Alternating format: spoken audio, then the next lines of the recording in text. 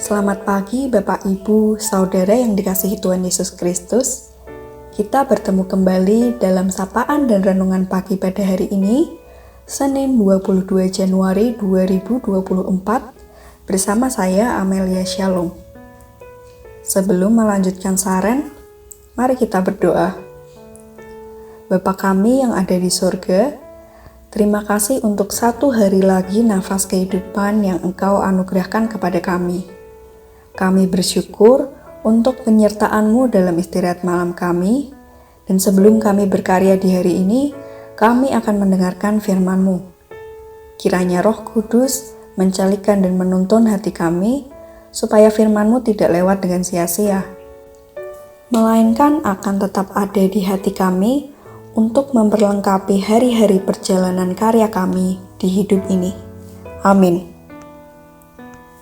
Saat saudara mendengarkan saran ini, saya menebak, mungkin ada beberapa dari saudara yang masih terduduk di atas kasur, baru saja terbangun dari tidur semalam.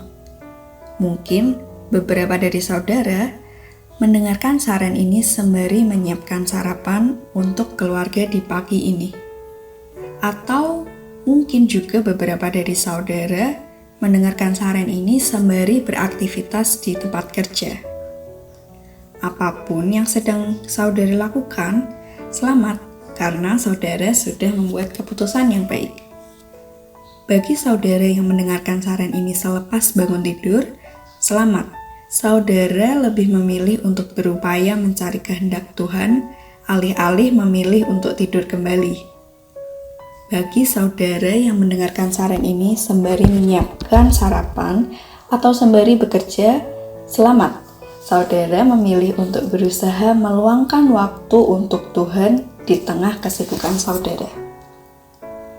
Sebagai orang percaya, kita tentu mengimani bahwa Tuhan telah merancang tujuan hidup kita dengan jelas dan spesifik. Namun di saat yang sama, Tuhan memberikan kesempatan bagi anak-anaknya untuk memilih keputusan dalam kehidupan sehari-hari. Bicara tentang memilih, perumpamaan orang Samaria yang baik hati dalam kitab Lukas 10 ayat 25-37 secara implisit menggambarkan bagaimana Tuhan merindukan anak-anaknya mampu membuat pilihan hidup yang berkenan bagi hatinya. Sama seperti kebanyakan dari kita yang ditantang untuk mempertimbangkan berbagai hal sebelum melakukan sesuatu, kita bisa bayangkan, orang Samaria itu pun juga mengalami tantangan yang serupa sebelum menolong orang asing. Mari kita refleksikan bersama. Pernahkah terpikirkan, andai orang Samaria itu tetap membiarkan pria tergeletak di jalan begitu saja, sepertinya hidupnya akan jauh lebih simpel dan lebih mudah. Toh tidak ada salahnya juga, karena orang Samaria itu tidak mengenal dan bahkan tidak berasal dari suku yang sama dengan orang ini. Sebelum menolong orang Yahudi tersebut, orang Samaria tahu benar bahwa ada banyak sekali pengorbanan jika ia memutuskan untuk menolong orang yang tergeletak di pinggir jalan. Ia akan mengorbankan waktunya, tenaganya, bahkan uangnya untuk menolong seseorang yang bahkan ia tidak kenali. Dari perspektif manusia, mungkin keputusan orang Samaria untuk menolong orang Yahudi hanya akan terlihat merepotkan dan merugikan.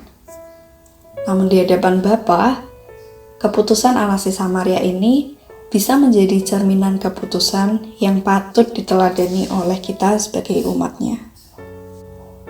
Saudara yang terkasih, dalam kehidupan kita dihadapkan pada berbagai pilihan, dari yang nampaknya sederhana, seperti menu makan hari ini, hingga yang dampaknya besar, seperti mau memilih presiden yang mana untuk 4 tahun ke depan.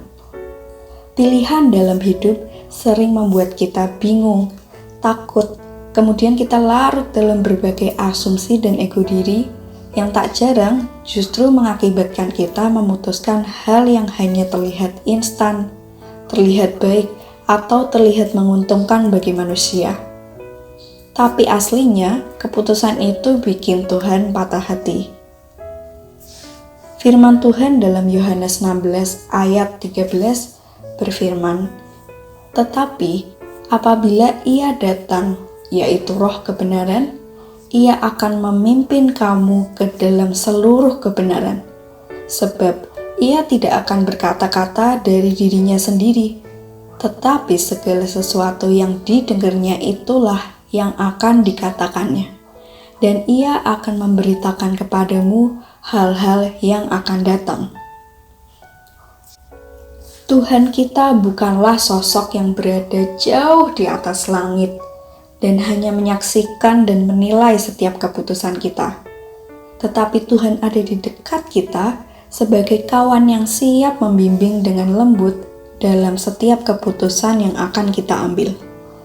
Ingat, hendaknya kecintaan kita pada Tuhan menjadi dasar keputusan kita, dan hendaknya kemuliaan Tuhan menjadi hasil akhir dari keputusan kita. Selalu libatkan Tuhan dalam setiap keputusan kita setiap hari, setiap saat. Bapa, kami bersyukur untuk firman-Mu yang kembali mengingatkan kami untuk melatih diri dalam kerendahan hati untuk mengambil keputusan dalam hidup. Kami masih sering menuruti kepandaian, pengalaman, dan ego kami dalam memutuskan berbagai hal dalam hidup, ketimbang mempercayakan langkah kami kepadamu, Sang Pemilik hidup kami. Kiranya hari ini menjadi awal bagi kami untuk belajar kembali mengikuti kehendak-Mu, sehingga setiap keputusan kami menjadi terang dan berkat bagi orang di sekitar kami. Kami menyerahkan segala aktivitas dan relasi kami pada hari ini ke dalam tangan kuasa-Mu. Kami mengasihi-Mu Tuhan. Amin. Selamat pagi, selamat beraktivitas, tetap jaga kesehatan dan Tuhan memberkati.